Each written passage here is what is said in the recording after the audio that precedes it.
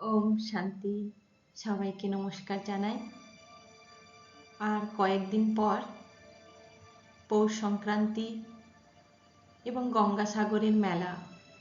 গঙ্গাসাগরের মেলা উৎসব শুরু হয়ে গেছে। আর তার জন্য বিভিন্ন জায়গা থেকে সাধু সন্তরা এই গঙ্গাসাগরে এসে ডুব দেয় এবং সাধারণ মানুষও প্রচুর ভিড় করে স্নানের জন্য। কিন্তু ডুব দেয় কেন না, বলে যে পাপ কর্ম আছে, সেগুলো সব গঙ্গাসাগরে ডুব দিলে সেগুলো ধুয়ে মুছে সাফ হয়ে যাবে আর আমার পুণ্য হয়ে যাবে। বাস্তবে কতটা গঙ্গাসাগরে স্নান করলে এই পাপ পুণ্য দূর হয়, আজকে সেই বিষয়ে আমরা একটু আলোচনা করব। আপনারা শুনবেন যে পাপ পুণ্যের হিসাব মেটাতে ডুব দে রে মন জ্ঞান গঙ্গা সাগরে। অনেক গানও আছে এর উপরে। তো সব ধর্মের পিতা, আমাদের সকলের পরিত্রাতা, আমাদেরকে নিয়ে যাবে তার অসীম জগতে। তো কিভাবে নিয়ে যাবে? শুধু জলে স্নান করলে না, এর জন্য আলাদা কোনো বিধি আছে? চলুন তাহলে আমরা আজকে জ্ঞান গঙ্গাসাগরে স্নান করি। গঙ্গাসাগর মেলা বঙ্গোপসাগরের মোহনায় একটি দ্বীপে অনুষ্ঠিত হয়। এছাড়াও কুম্ভ মেলাতেও হয়। তো মকর সংক্রান্তিতে পুণ্যার্থীরা এসে পবিত্র স্নান করে। এখানে এক মুনির আশ্রম আছে, যেই আশ্রমটার নাম হচ্ছে কপিল মুনির আশ্রম। এর অনেক পৌরাণিক তাৎপর্যও রয়েছে, সেগুলো আপনারা কম বেশি জানেন। তো আমরা এই পৌরাণিক কাহিনী বা গঙ্গাসাগরের মেলার সাধারণ যে দিকগুলো আছে সেগুলো নিয়ে আজকে আমরা আলোচনা করছি না। আমরা বিশেষ এর অন্তর্নিহিত কি কারণ রয়েছে, এছাড়া মনোবিজ্ঞানসম্মত বা দার্শনিক চিন্তাধারা কি রয়েছে এই গঙ্গাসাগর মেলার, সেটা নিয়ে আমরা আলোচনা করব। ডুব দে রে মন জ্ঞান গঙ্গা সাগরে। এই জ্ঞান ও আধ্যাত্মিক গভীর সাগরে ডুব দেওয়ার আহ্বান আমরা সবাই আপনাদেরকে জানাচ্ছি। যারা জ্ঞান গঙ্গার অর্থ জানেন না, ওনারা আজকে এই ভিডিওর মাধ্যমে জানতে পারবেন আসলে জ্ঞান গঙ্গাসাগরে মনকে কিভাবে ডোবানো যায়। আমাদের মন এই জাগতিক জগতে, সংসার ধর্মে, কর্মজগতে কিভাবে যেন একটা বন্ধনে আবদ্ধ হয়ে গেছে, যে বন্ধন থেকে শুধুমাত্র দুঃখ অশান্তির পরিমাণটাই বেশি উপলব্ধি হয়। তাই সবাই আমরা ঈশ্বরকে ডাকি, সবাই আমরা মুক্তির পথ খুঁজি, শান্তি স্থান খুঁজি। আমাদের আত্ম উপলব্ধি, ঈশ্বরের সান্নিধ্য খোঁজার জন্য বিভিন্ন সঙ্গীত, পদাবলী এবং শাস্ত্র বাক্য বা শাস্ত্র অনেক কিছু শোনানো হয়, আমরা শুনি। তাতে আমাদের আত্মা বা আমাদের মন একটু হয়তো স্বস্তি অনুভব করে, কিন্তু শান্তি নয় আর সুখও নয়।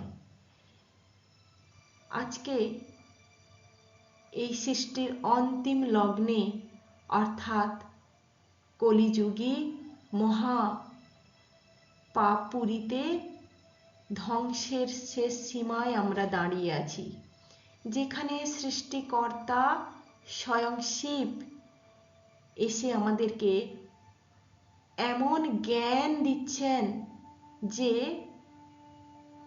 সাগরের সাথে যাকে তুলনা করা হয়, যেই জ্ঞানে আমরা ডুব দিলে আমাদের মন শুদ্ধিকরণ হবে, আমাদের চরিত্র পবিত্রতা হবে এবং আমাদের বুদ্ধি ও অনেক উন্নত হবে। আত্মিক জ্ঞান ও ভক্তির বিশাল সমুদ্র যেখানে যুক্ত হয় সেখানেই পবিত্রতা আসে, সেখানেই পুণ্য বা পূর্ণ জগতের সৃষ্টি হয়। মনকে জাগতিক চিন্তা থেকে সরিয়ে নিয়ে এই আত্মিক জ্ঞান এবং ভক্তির সাগরে নিজেকে ডুবিয়ে ফেলা। জ্ঞান, ভক্তি আর শিব বা পরম সত্যকে উপলব্ধি করার জন্য জ্ঞানের রত্নে আর ভক্তির প্রেমে নিজেকে বিলিয়ে দিন। তবেই দেখবেন যে আপনার ভেতরে যে বিশাল কুমিরের প্রভাব রয়েছে, অর্থাৎ যেখানে বিকারের সম্ভাবনা রয়েছে, বিকারের বিস্তার রয়েছে, সেগুলো কিভাবে দূর হয়ে যায়। আমি জানি এই আমির মধ্যে যে কতটা অহংকার লুকিয়ে থাকে সেটা কি জানেন? আমিটা যেদিন মুছে যায় সেদিনই প্রকৃত জ্ঞান শুরু হয়। ব্রহ্ম জ্ঞানে আমি শরীর নই, আমি শুধু চেতনা, আমি শুধু আত্মা। তাই মনকে আহ্বান জানানো হয় যে বাহ্যিক কোলাহল ছেড়ে জ্ঞানরূপী গঙ্গায় স্নান করো। এখানে জ্ঞান এমন এক গঙ্গার প্রতীক যেখানে বিবেককে জাগ্রত করে, সত্যের পথ দেখায়। আর ডুব দেওয়া মানে নিজের সমস্ত ময়লা পাপ সব মুছে দেওয়া, তাই না? অহংকার, অজ্ঞানতা, এই যে একটা গণ্ডি, একে পার করে সম্পূর্ণ নিজেকে সমর্পণ করে দেওয়া, এটাই হলো আমিকে জানা। তাই অহং যখন নিস্তব্ধ হয়, জ্ঞান তখন কথা বলে। তখনই আপনার চরিত্রের মধ্যে সেই অলৌকিক ক্ষমতার প্রকাশ ঘটবে, অলৌকিক দীপ্তি চারদিকে ছড়িয়ে পড়বে এবং জ্ঞানের বিস্তার ঘটবে। এর মনোবৈজ্ঞানিক ব্যবহার কি রয়েছে? না, মন, আমাদের এখনকার মনগুলো ওভার থিঙ্কিং, বেশি চিন্তা করা, এনজাইটি, টেনশন, স্ট্রেস, এগুলোর মধ্যে ডুবে আছে। তো সেগুলো থেকে মনকে মুক্ত করাই হলো জ্ঞানে ডুবে যাওয়া। তাই ইগো আর রেস্টলেস থিঙ্কিংকে দূর করার জন্য মনকে বর্তমান থেকে একটু দূরে ব্রহ্মাণ্ডে নিয়ে স্থাপন করে নিজেকে মাইন্ডফুল করা।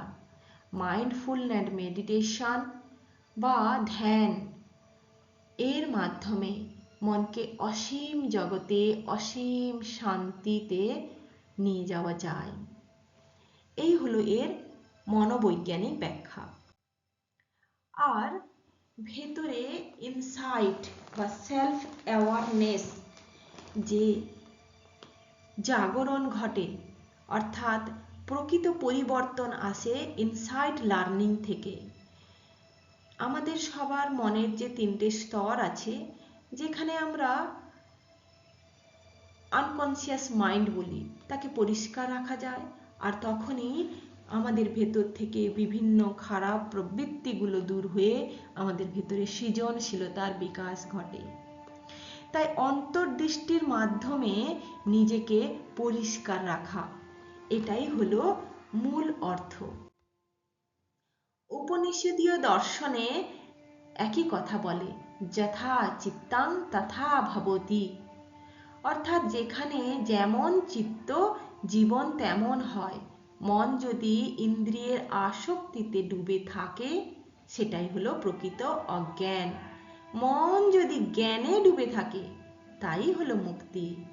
তাহলে শুধু জলে স্নান করা উচিত না জ্ঞানের গঙ্গায় স্নান করা উচিত?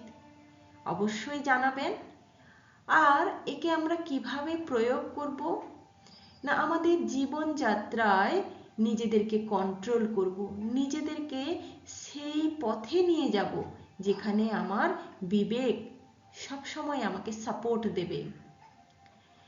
বৌদ্ধ দর্শনেও বলা হয় প্রজ্ঞা।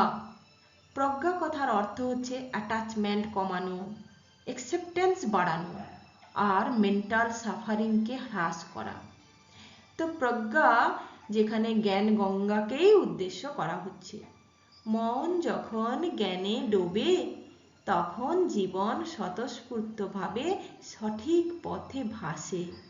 তাহলে মনকে ভাসান ওই সুন্দর পরিদের আকাশে, তখন দেখবেন আপনার মনে কতটা স্বতঃস্ফূর্ত ভাব প্রকাশ পাচ্ছে। মনকে দমন করা নয়, জ্ঞানে রূপান্তর করতে হবে, এটাই হলো ব্যবহারিক প্রয়োগ।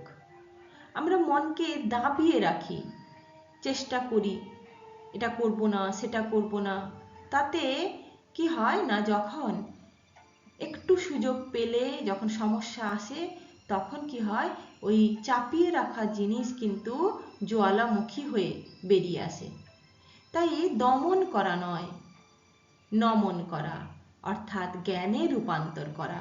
জ্ঞান হলো আলো, যেমন অন্ধকার ঘর থাকে আলো জ্বালিয়ে দিই, তেমনি জ্ঞানকে বোঝা। প্রথম জ্ঞানই তো হলো আমি কে, আমি কি শরীর, আমি তো আত্মা, আমি অবিনশ্বর, আমি চেতনা, আমি শক্তি। তবেই দেহের যে অহংকারগুলো সেগুলো দূর হয়। এতেই নিজের মন ধীরে ধীরে বদলে যায় আর সৎগুণের প্রকাশ পায়। তার জন্য রাজযোগ শিখতে হয়। রাজযোগের মাধ্যমে আপনার মন যুদ্ধ করা ভুলে যাবে, বরং জাগরণ শিখে যাবে। তাই মন কোনো শত্রু নয়, মন কোনো অশিক্ষিত বন্ধুও নয়।